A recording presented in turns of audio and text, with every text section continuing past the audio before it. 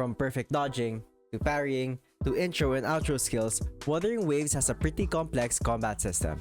And out of all of these complex systems, the first thing a fresh player is going to experience is the simple fact that each character has a deep moveset. And there's a chance that you might not even know how complex the characters are. So in this video, I want to talk about how I think you should go about learning the characters' movesets and gameplay to be able to play them to their full potential. When you get a new character, I know it's tempting to just take him out and start playing as them. Like, when I got Ling Yang, I was like, okay, I just want to play as this guy. I want to see what it's like. If you do that, there's so many things that you could miss out on. Although if you just want to blindly have fun, play the character, I don't really want to play them optimally, just enjoy the game casually. It's all up to you. You can do what you want to do, just do you. But if you just go ahead and just press buttons, press all of his skills, there's so many things that you might miss out on. Like, for example, you miss out on skill effects. An example of this could be with Baiji. You see, when you press her skill, it heals the team, right? You got 740. But you might not even know that you also actually increase your concentrator energy. So if you press this, you'll see the circle on the left of her health bar. It's almost full now. So you actually get concentrator energy from using her skills. You're not just gonna miss out on skill effects. You could also miss out on passives. Like with Ling Yang, he has a stance, his Lion Spirit stance, which if you fill out the bar above his health, the blue bar, and it's filled up, and then just hold basic attack, you see he goes into this stance. So you could miss out on a completely different stance for your character. You could also miss out on even just whole moves. We're gonna use Ling Yang again. He has a move that you might not know. So if you jump and use his mid-air attack, that's what it looks like. But if you hold your basic attack and then press your basic attack, that's a whole different mid-air attack. Completely different. So you could miss out on combo routes, on whole moves. There's so many things that you might not know that your character could actually do if you don't try to learn them properly. One way of doing this is you can obviously go to the Resonator tab, and you can go here to their Forte tab and read all of this, which it can get really long depending on the character. Look at how long his skill descriptions are. It's really long.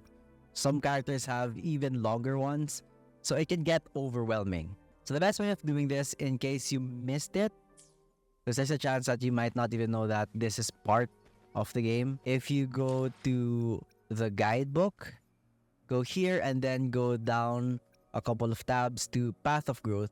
There's this section called Skill Training, and this will have a bunch of characters that you already have unlocked. So these characters I already have unlocked, and you can practice them, and it will actually teach you what the characters do. Their combo routes, their basic attacks, what their skills do, what their passives are. So for example, we'll go with the Yuan Wu just to show you what it's gonna look like. Because this is, I think, the best way for you to actually learn a character, because they go through the whole moveset. Not just your basic attacks, also your skills and passives. So I'll just show you what this is gonna look like. It's gonna be a challenge, so you go to that thing in the middle and then press start challenge, and it's gonna show up text and icons to tell you what you're supposed to do. So they usually start with basic attack, and this is telling me that if you just mash basic attack 5 times, it's gonna do his basic combo route. So this is what it looks like for Yuan Wu. And then we're gonna go to the next part. If you hold it, he's gonna do electro damage and charge forward. That's what a held basic attack look like, or a heavy attack. And then next is mid-air, jump, and then press attack. They're gonna talk about your skill. So Yuan Wu's skill is, if you press the skill, it's gonna summon, it's called Thunder Wedge, which is a pillar. This. It also gains readiness. As you can read the bottom text there. It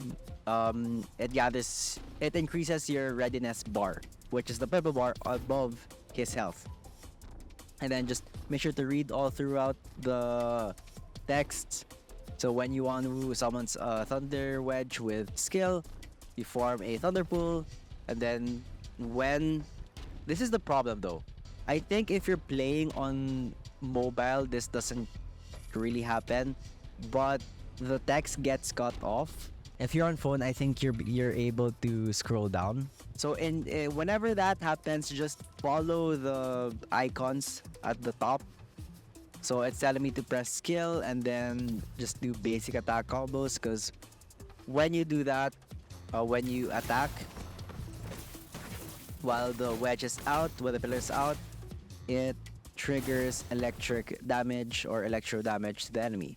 So when that happens, you can there's nothing you can do about it on Windows, whether you're on the controller or whether you're playing keyboard or mouse. I think that's just a problem that they have to fix. But you can go to the Residence tab, the one I showed you a while ago, and then go to their Forte and then just actually read out the skills to miss out if in case there's something that you're not able to read. It's gonna be in the tab that I showed you a while ago that just had the complete description of each skill. And then now it's also telling me how to make use of my passive, or the bar, the purple bar above my health. So when readiness is what it's called for Iwanu, it's different for every character. Every character has a different bar, and their bar, The way you gain meter is different. The way you use it is different. It's not all gonna buff up your skill. It could buff up your basic attack. It could buff up your heavy attack. it can be different for every character. But for Iwanu, if it's filled up, if you hold Y, he consumes all readiness to cast a Rumbling Spark, dealing electro damage and entering Lightning Infuse. So he also has a stance, or like an install, not really a stance, an install. If you play fighting games, an install is basically you go into a state where you're buffed up and your attacks are stronger, or they act differently. So if I hold it while this meter is filled up, all of my attacks cast electro damage now. So they're buffed up. They have different buffs. They can attack faster or have more damage. Just like it says here, other lightning infused state, basic attack, heavy, and dodge counter are all enhanced. You also gain an increased anti-interruption, and it's cut again. Yeah, it just happens. It's a problem that they have to fix. So basically, I can't read it, but we just follow the icons again at the top. It's telling me to hold skill and then hold basic attack. So just do heavy attack and then press basic attack again.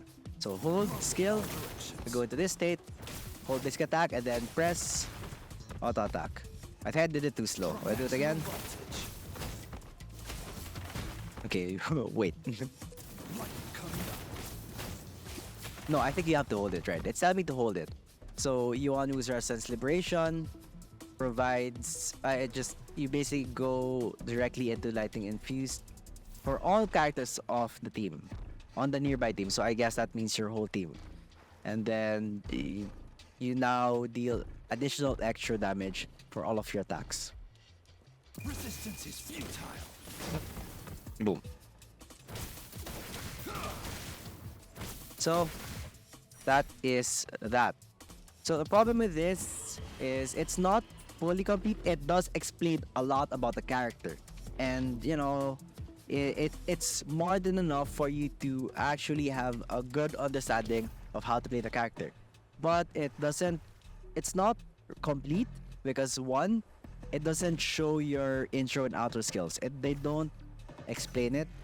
So you really have to go to this tab and then go to intro skill, read what it does. Well, it's not that complex, so it's not really problematic for you to just go on this tab and then read what it does.